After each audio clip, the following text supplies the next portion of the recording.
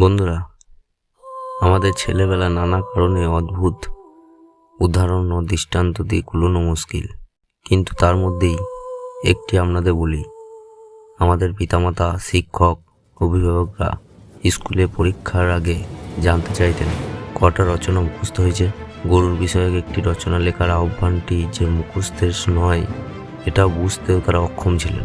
যাই হোক, সেই দারুণ আমলে আমাদের একটি রচনা মুখস্থ করতে হতো, ইংরেজি বাংলা দুই ভাষাতেই। M in life. আর আমরা সবাই ডাক্তার বা শিক্ষক হতে চাইতাম। মহান পেশা, দেশ, মানুষ, এইসবের সেরা ঠোঁটস্থ করতে গিয়ে ঘেমে উঠতাম। আসলে আমার মনে হয় আমাদের সবারই জীবনের লক্ষ্য অন্য মানুষকে উচিত কথা শোনানো বা উচিত শিক্ষা দেয়া। যত মানুষ দেখি বেশিরভাগই মনে করে এ জগতে আমার মতো করে শিক্ষা কেউ পায়নি। অন্যরা আমার মতো যতটুকু মেনে নেবে ততটাই আলোর পথে সে আসবে।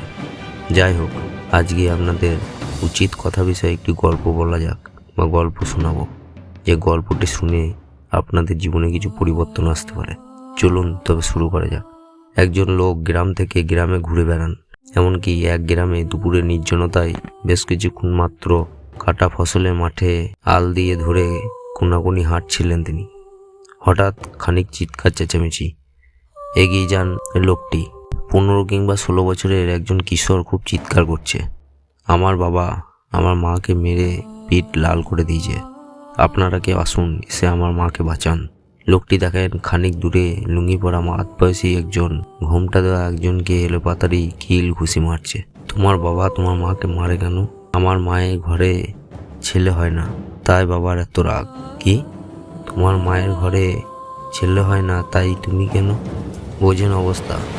এতদূর উচিত কথা মতো লোক এই গ্রামে বলার মতো কেউ নেই, তাই আমার মাকে মার খেতে হয়। এই গল্পটি থেকেই আমরা কিছু শিক্ষা পাই। এক, অপরের ভুল থেকে নিজে শিক্ষা নাও, কারণ সব কিছু নিজের উপর প্রয়োগ করে শিখতে চাইলে তোমার আয়ু কমে যাবে। 2, কোনো ব্যক্তি খুব বেশি সহজ সরল হওয়া উচিত নয়, কারণ সোজা গাছ ও সোজা মানুষদের প্রথমে কাটা হয়।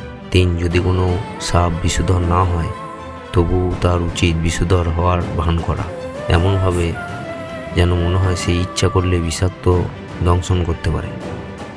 একইভাবে দুর্বল ব্যক্তিদেরও সবসময় উচিত নিজেদের দুর্বলতাগুলি লুকিয়ে রাখা, যেন অপরে তার আভাস মাত্র না পায়।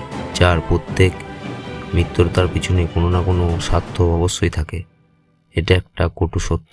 5, কোনো কাজ করার আগে সর্বদা নিজেকে 3টি প্রশ্ন করবে, আমি এটা কেন করছি, এর পরিণাম কি হতে পারে, আর এই কাজের মধ্যে সফলতার সম্ভাবনা কতটা। 6, যদি ওই প্রশ্নগুলি সন্তোষজনক উত্তর পেয়ে যাও তবেই কাজ শুরু করো। 7, একবার কোনো কাজ শুরু করার পর আর অসফল হওয়ার ভয় রাখবে না এবং কাজ ছাড়বে না। যারা নিষ্ঠার সাথে কাজ করে তারাই সবচেয়ে সুখী। 8, সবচেয়ে বড় গুরুমন্ত্র হলো কখনো নিজের গোপন বিষয় অপরকে জানাবে না, এটা তোমাকে ধ্বংস করে দেবে। 9, কোনো কাজ কালের জন্য ফেলে রাখা উচিত নয়, পরের মুহূর্তে কি ঘটতে চলেছে তা তুমি বলতে পারবে না বা কেউই বলতে পারবে না। 10, যা ঘটে গেছে তা ঘটে গেছে, যে সময় অতীত হয়েছে সেটা নিয়ে ভেবে অনুশোচন করে সময় নষ্ট করা অর্থহীন। যদি তোমার দ্বারা কোনো ত্রুটি হয়ে থাকে তবে তা থেকে শিক্ষা নিয়ে বর্তমানকে শ্রেষ্ঠ করার চেষ্টা করো, বা এটাই উচিত, যাতে ভবিষ্যৎকে সুরক্ষিত রাখা যায়। 1, কোনো দুর্বল ব্যক্তি বা রাষ্ট্রের সাথে শত্রুতা করা আরও বেশি বিপদের, কারণ সে এমন সময় এবং এমন জায়গায় আঘাত করতে পারে যেটা আমরা কল্পনাও করতে পারিনি। 12, অহংকারের মতো শত্রু নাই, সর্বদা নিরসতার কথা মনে রাখবে, একটি দোষ অনেক গুণকেও গ্রাস করে। 13, সর্বদা চুপচাপ ও গুণরূপে কাজ করা উচিত। 14, যে ব্যক্তি নিশ্চিতকে ছেড়ে অনিশ্চিতের দিকে ধাবিত হবে তার উভয় নষ্ট হয়। 15, ভয়কে কেবল ততক্ষণ ভয় করো যতক্ষণ সেটা তোমার থেকে দূরে আছে। 17, তোমার প্রতিবন্ধকতাকে তোমারই পক্ষে কাজে লাগাও, যদি তুমি অবস্থাকে নিজের পক্ষে আনতে না পারো তবে শত্রুদের জন্য তা জটিল করে দাও। বন্ধুরা, আজকে এই ভিডিওর কথাগুলি বা এই গল্প থেকে তোমরা যদি একটু শিক্ষা পেয়ে থাকো তাহলে ভিডিওটিতে একটি লাইক করবে এবং কমেন্ট বক্সে তোমাদের মতামতটি জানাবেন। আর এই চ্যানেলে ভিডিওগুলো যদি তোমাদের ভালো লেগে থাকে তাহলে চ্যানেলটিতে একটি সাবস্ক্রাইব করে পাশে থাকবে।